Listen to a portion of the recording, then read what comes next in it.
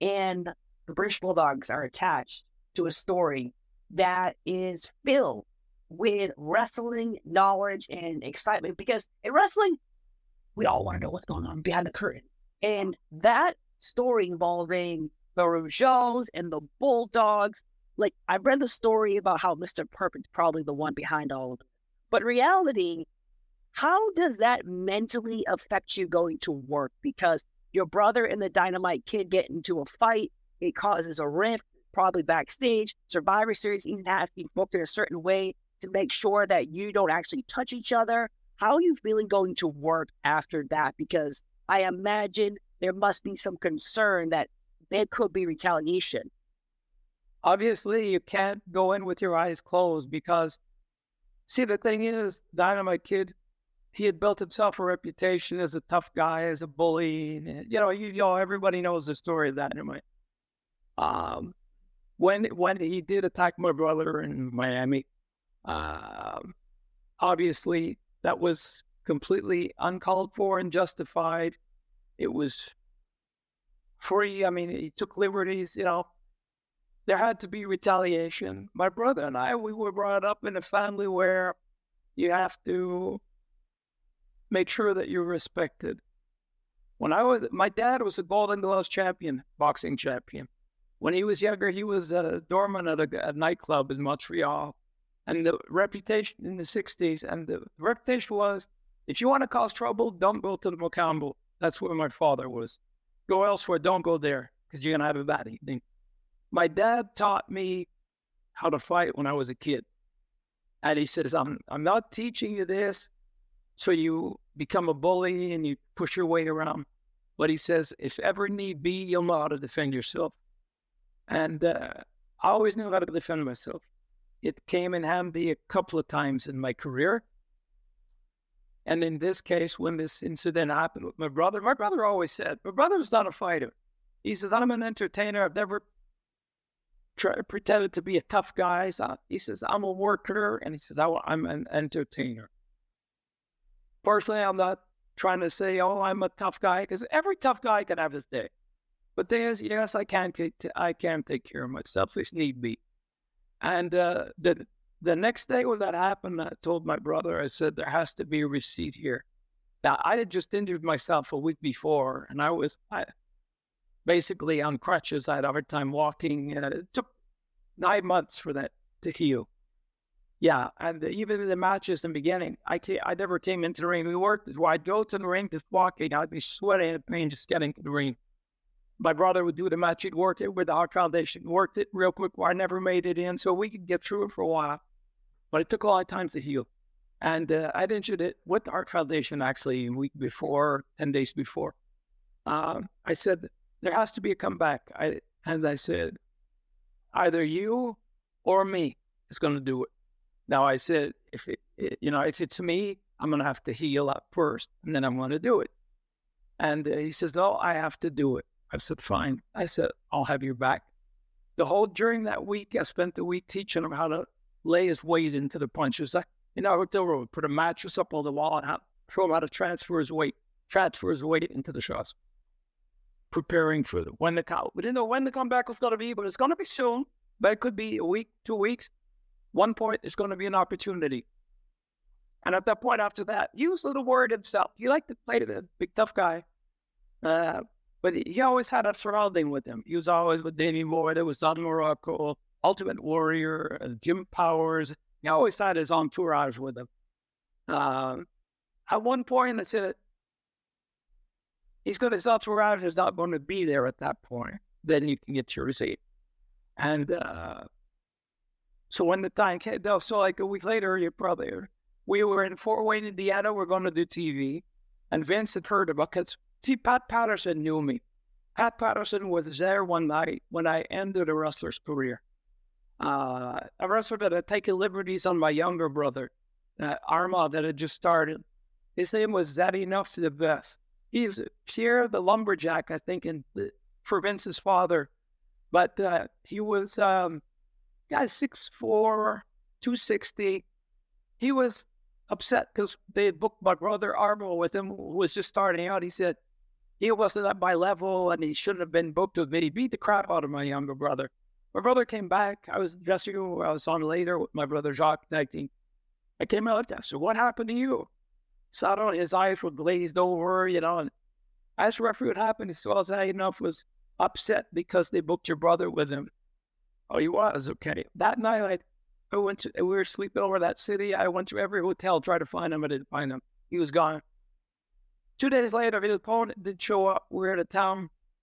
Gino Brito was the promoter back then, and I said, "Gino, his opponent did try." I was on the main event with Pat Patterson on that show, and was that enough? Was on an earlier match. His opponent did show up, so I asked Gino. I said, "Gino, put me with that enough." I says, "Ray, I can't. You're on with Pat later." I said, "No, this is personal." I said, "You don't have to pay me. This is personal." Gino like that. I said, "All right, a match with the boys." So he put me on with that enough. And when we got into the ring, I told that enough. I said, "You were pretty tough with my brother the other day, huh?" He says, "So what the F do you care?" I said, "I do." And I said, "Tonight, I'm going to be too tough for you." He says, "We'll see." So I told the referee was looking, "What's going on here?" The referee told him, "Go in the corner." I said, "This doesn't involve you. This is me and him." I said, "Just ring the bell, stand in the corner." I guess it was a prelude to the MMA today with no gloves. So bare knuckle fighting, but that was the last night that guy was ever seen in a ring. He left, he went back, his face bloody, got him good.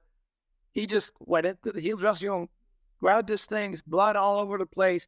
He gone, never to be seen again. He left the province of Quebec. He left Canada. He moved to Carolina. He died actually of this fall, I think. But he moved to his South Carolina or North Carolina, never to be seen again. So I knew Pat was there. He saw that, So when that happened with the Bulldogs, he told Vince, he says, "Vince, this isn't over." He says, "I know the Rougeaus." And he said, "I know, Raymond, this isn't over. I'm telling you."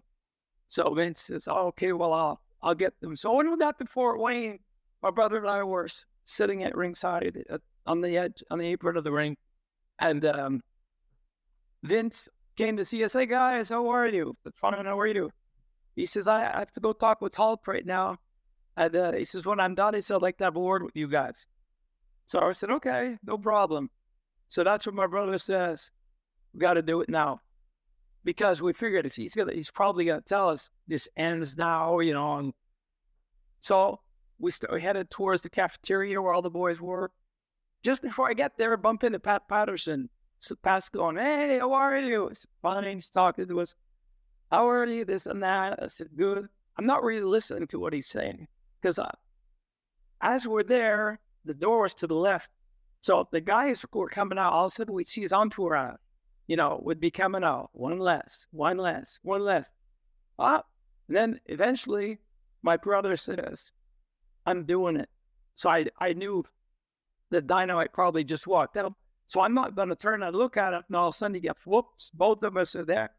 I just kept looking at Pat, but he's coming to my left. So Pat's kept talking to me, and I'm like trying to see without looking, and I'm not really asking Von, "Yeah, are you listening to me?" Yeah, I'm not hearing a word he's saying. I'm just waiting. All of a sudden, I hear, "Pow!" That's where he lost his four teeth, on the front of my left.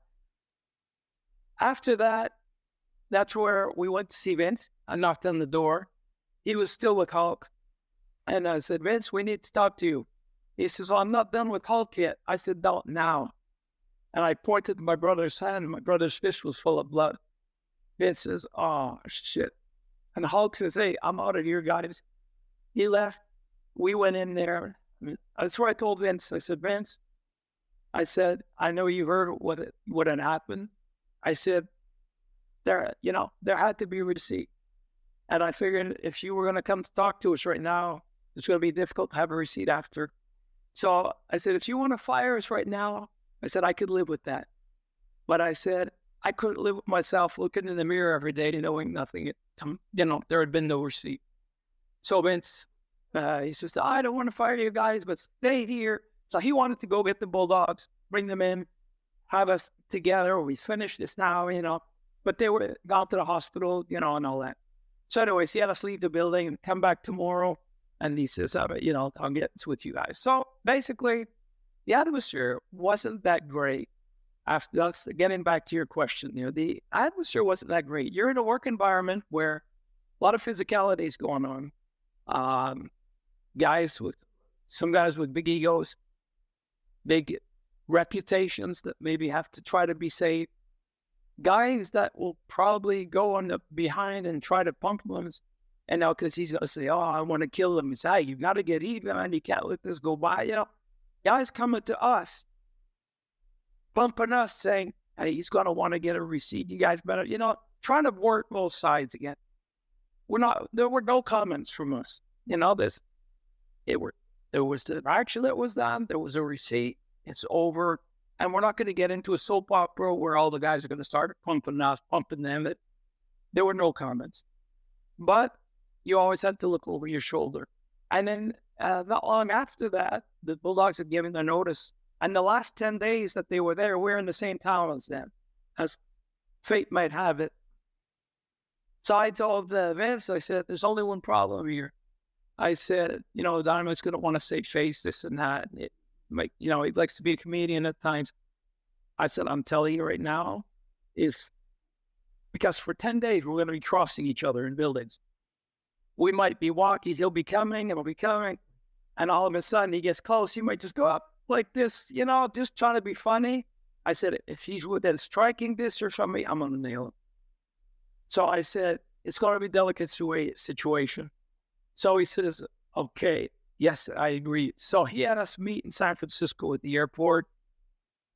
That's, because they were on their way home. We had them fly in San Francisco. We were there to do TV. We're at the airport, the Admirals Club, Vince, the Bulldogs, and us. We said our piece. It was done.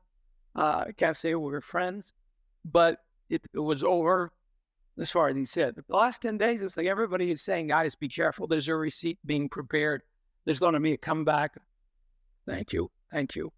So all week, when my brother would take a shower, I just guard, let's say, and vice versa. So we're not going to be stupid, because it's, like Dynamite, he was like, they're finished. I'll never be come back. They're broken. They're this and that. All of a sudden, look, you wound up with no deep, So then everybody's saying it's going to be a comeback, No, there will be a comeback. And all of a sudden there's another comeback. Then you say, man, I was stupid. You don't let your guard down. So we're always sticking close to one another and always expecting something could happen, but always ready for something to happen. So it wouldn't be out of the blue and it wouldn't be unexpected. It was expected. If it does, we're ready.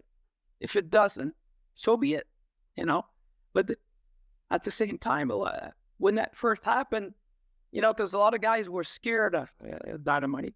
They didn't want to get on his bad side, so they were staying away from us. But some of the guys liked us.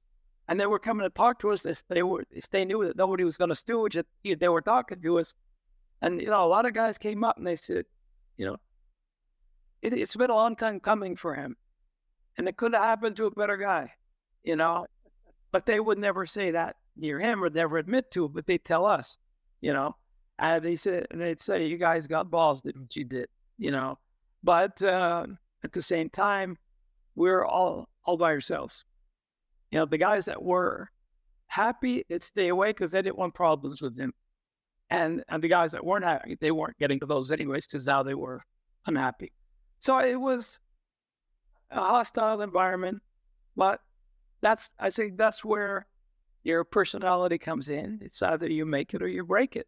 A lot of guys would have broken under the pressure, let's say, at that point. That's not in our DNA. We just stayed, continued. They were gone and we continued. Right. So do you know why they gave their notice? Yeah. In a way, I think they were kind of disillusioned with their own career at that point. I think it was difficult for them to continue because he had lost face. I mean, Dynamite had lost face in that. I think it was difficult for him. He continued to have that aura that he had around him that was dissipated. So it's like he had to live in the same territory as us, which is no fun for him either. At the same point, I think that their best days were behind them, and they were a little disappointed maybe in the direction it was going. So all in all, I think they were having personal problems on top of it, plus the traveling, plus everything. It's like, that's it. So that I think they gave the notice for all of the above reasons.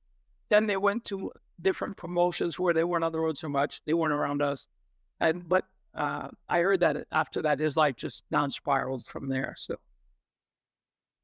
And then you mentioned the entourage. We'll move on after this last question. The entourage. So did you have issues after the Bulldogs leave? You mentioned also Warriors and